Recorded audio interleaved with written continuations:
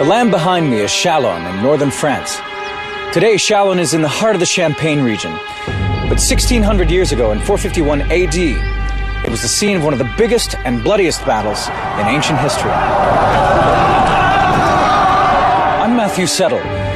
Nearly 500,000 men fought here as the Roman general Aetius tried to halt the advance of Attila the Hun and his terrifying barbarian hordes.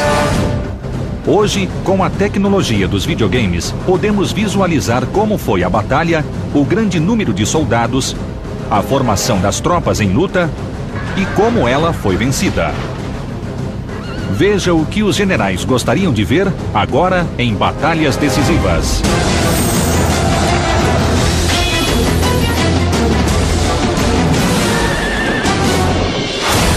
Batalhas Decisivas. In 451 AD, the Roman Empire was in tatters. The glory days of Augustus, a distant memory. O Império Romano se estendia do Mar Mediterrâneo até a Europa, Ásia e África. Em 451 d.C., Roma não era mais o centro do governo, e o Império estava dividido em dois. Enquanto o Império Oriental sediado em Constantinopla era rico e bem conduzido, o lado ocidental fora devastado pelas tribos bárbaras. The Roman Empire was neither Roman nor it was an empire. It had been dissected between East and West. It was not in control of its borders. They would have been progressively hard-pressed to see a oneness in the empire that was about them. It was made up of armies, it was made up of governors, it was made up of garrisons in towns. It had become a fragmented world. De Ravenna, norte da Itália, Valentiniano III governava os restos do Império Ocidental e almejava o comando da Espanha, Gália e Itália, países controlados por líderes locais e colonizadores bárbaros. A Gália, a atual França, era dominada pelos visigodos e a Itália pelos vândalos. What's more, Valentinian's general and chief advisor, Flavius Aetius, was half barbarian. He was obviously a very capable commander with considerable experience. He was clearly a very considerable politician. He had occupied the top spot for quite some years. He had an Italian mother, but was raised among the Visigoths, and had even spent a year with the Huns. He knew Hunnic ways. He grew up in a silk tent. He learned to ride a horse, probably with the Huns.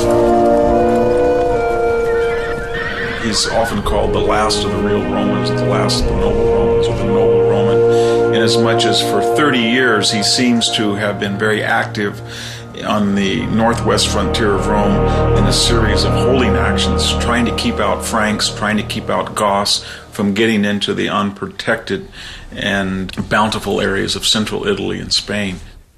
O Império Ocidental era um alvo tentador para as tribos bárbaras. E em 451 d.C., um líder bárbaro se destacava de todos os outros, Átila, o Huno.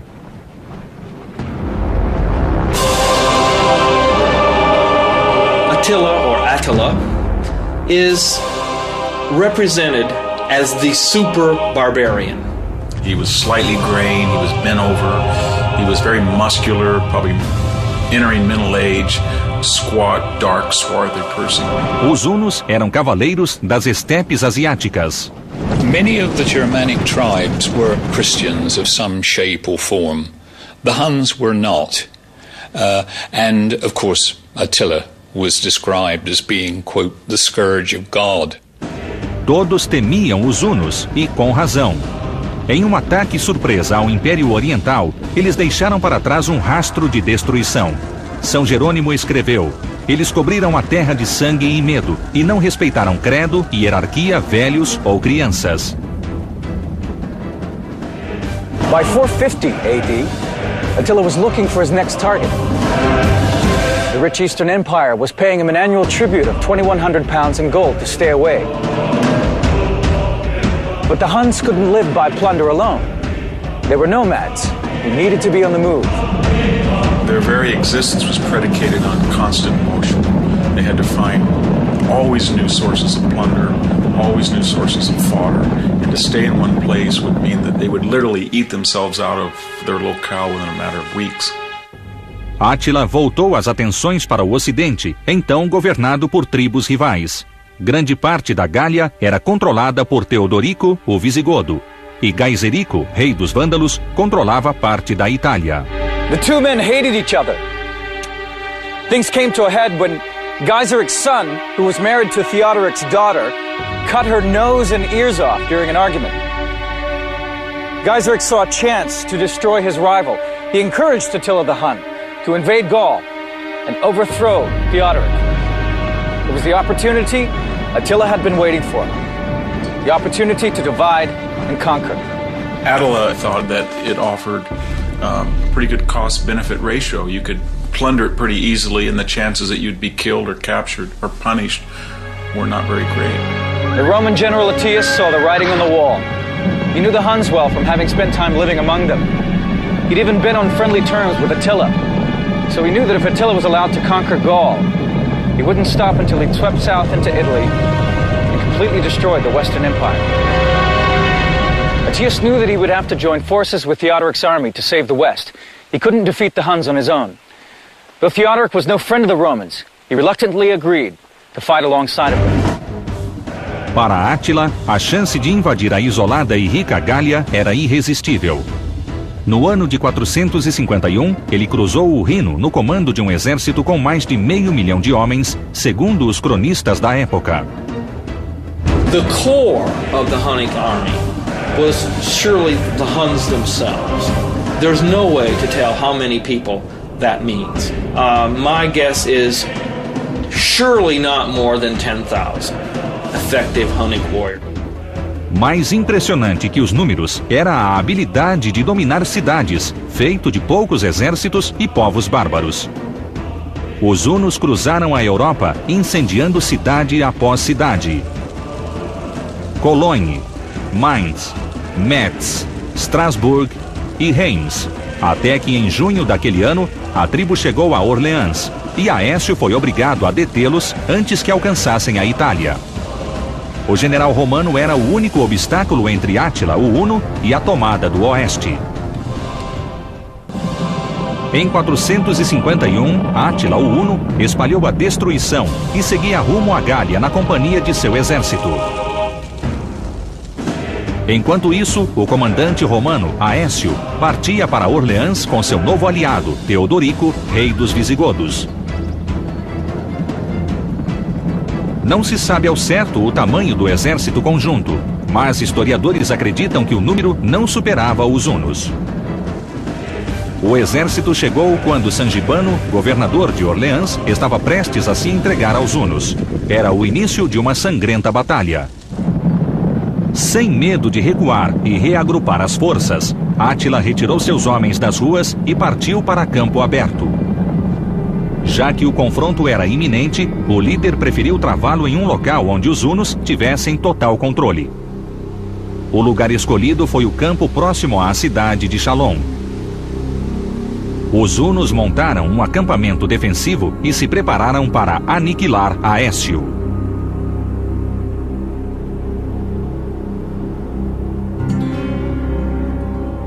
Átila não mostrou interesse de lutar antes do anoitecer e permaneceu com seus homens dentro do círculo blindado. Estaria ele buscando mantimentos para as tropas? Ou apenas fazendo os romanos esperar horas em formação de batalha? Era quase noite quando a marcha finalmente começou.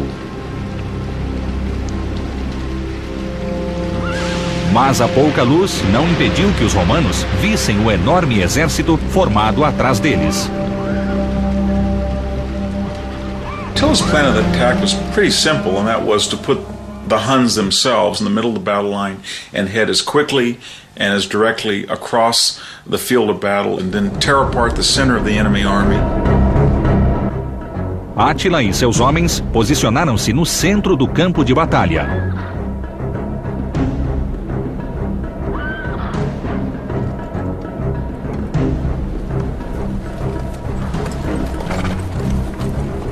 Pelos flancos seguiam os ostrogodos e os gépidas, tribos bárbaras aliadas. Esta era a cavalaria padrão, munida de lanças e espadas e usando de mobilidade e força de ataque para infligir perdas. Do outro lado do campo, Aécio posicionou os romanos no flanco esquerdo e ordenou que Teodorico e os visigodos se alinhassem no flanco oposto.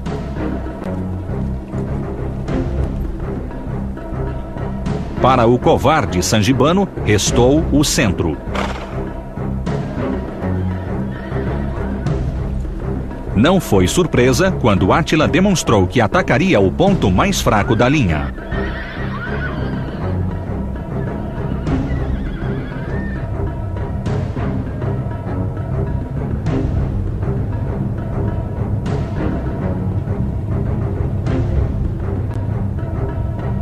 The Romans had placed the weakest part of their force in the center.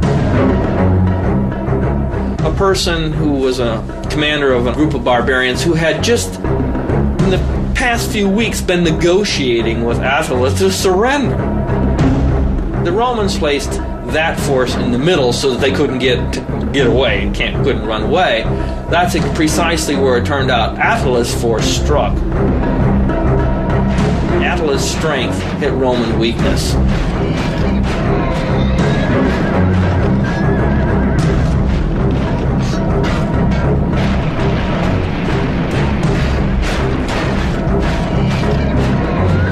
Mas Aécio não era tolo. Seu plano era levar Átila para o centro. Dessa forma, ele quebraria o flanco esquerdo e a linha dos visigodos, e os hunos bateriam em retirada para o círculo blindado.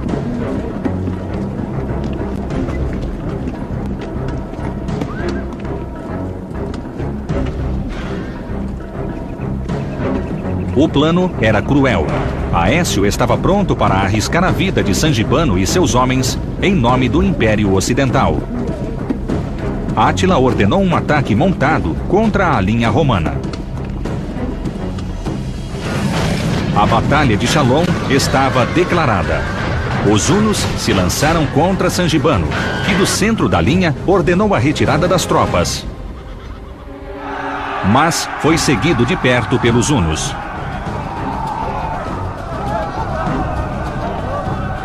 Aécio sentiu a supremacia das tribos aliadas.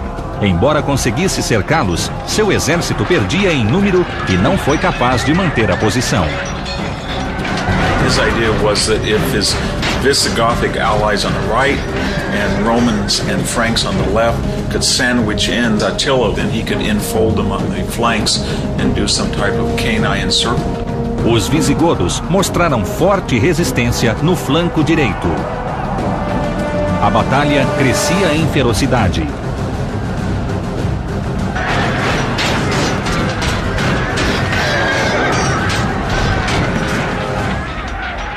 The casualties must have been staggering, although the numbers given in the sources are just for literary effect. But surely thousands of men were perishing that day. A massa de homens movia-se de um lado para outro e já não havia mais sinal de luz.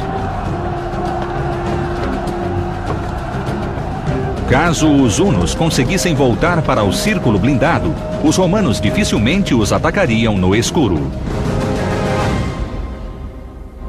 It was late in the afternoon, and it was getting dark.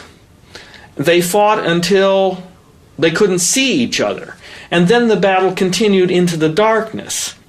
It was one of these battles without end.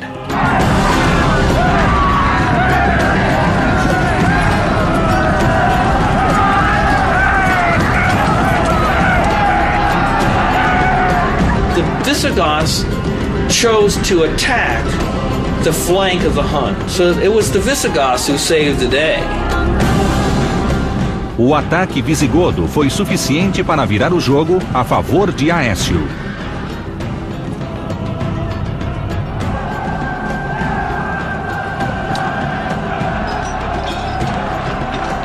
Átila passou a ser pressionado pelos dois lados e os guerreiros hunos perderam o espaço necessário para realizar suas manobras e se defender. Enquanto o rumo da batalha se definia, uma tragédia se abateu sobre os visigodos. Teodorico, rei da tribo, foi derrubado do cavalo. Mas antes de levantar, foi pisoteado pela própria cavalaria. A posição de Aécio era delicada. Com a perda de seu principal aliado, será que os visigodos continuariam a lutar? E será que venceriam a escuridão? Em 451 d.C., o general romano Aécio lutou para salvar a civilização ocidental das mãos de Átila, o Huno. Na batalha, morreu seu aliado Teodorico, rei dos visigodos. Torismundo, filho de Teodorico, assumiu o controle da tribo. Felizmente para Aécio, a perda do rei despertou a sede de vingança dos visigodos. Os guerreiros investiram contra os inimigos e, de repente, era Átila quem sentia a pressão do combate. As perdas entre os hunos foram imensas. A fúria dos visigodos serviu de estímulo para os romanos, mas não havia tempo para explorar a vantagem. Com o cair da noite, a escuridão e o caos tomaram conta do campo de batalha. In the darkness, forces became detached. Aetius himself, much as Stonewall Jackson, got detached from his forces and was all but lost, and then found his troops. Na escuridão, Torismundo confundiu os hunos com seus homens e quase foi morto. Os visigodos estiveram perto de perder 2 reis no mesmo dia. Night battles are ferocious, and the thing is, you need to disengage because you can't control the situation. Átila cogitou voltar para o acampamento. A escuridão salvou seu exército do extermínio, e agora havia 2 escolhas: encorajar seus homens para outro dia de batalha ou fugir para viver mais um dia. So in the worst hour of the Hunnish army's existence, when they were surrounded, they'd been defeated, what did Attila do? He deliberately screamed, yelled, he showed his masculinity, his fearlessness, and then he actually created a funeral pyre and threatened to immolate himself. So little did he value his own life, and so much did he value the reputation that he would die undefeated. Neither of these 2 great commanders, they didn't know what the casualties were that they had inflicted. They knew, however, that their own troops were terribly bloodied. These 2 armies had exhausted themselves. Aetius probably got little sleep.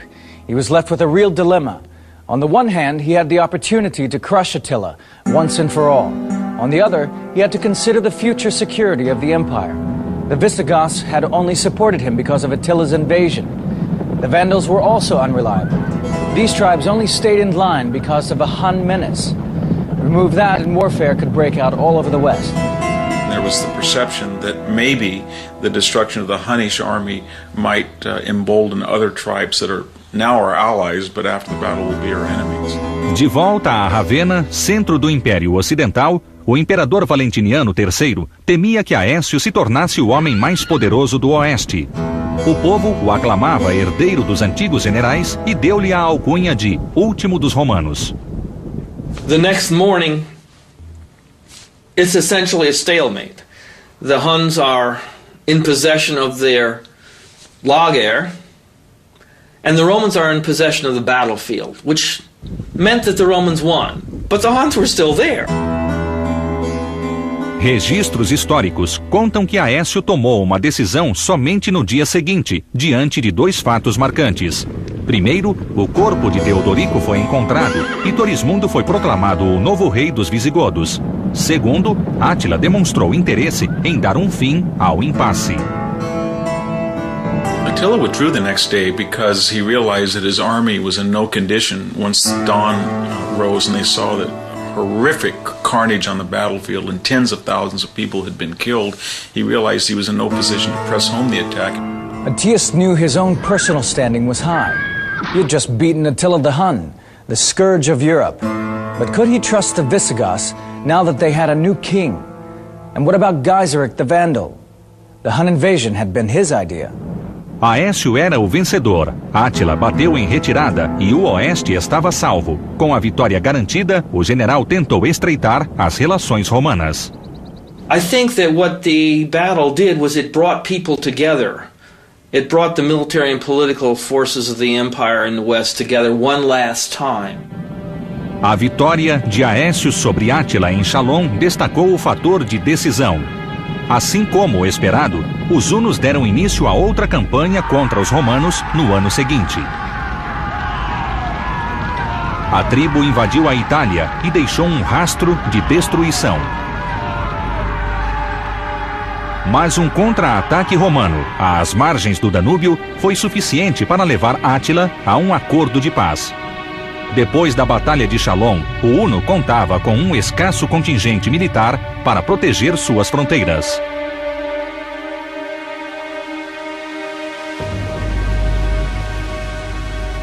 The following year, Attila the Hun died, as he had lived, bloodily.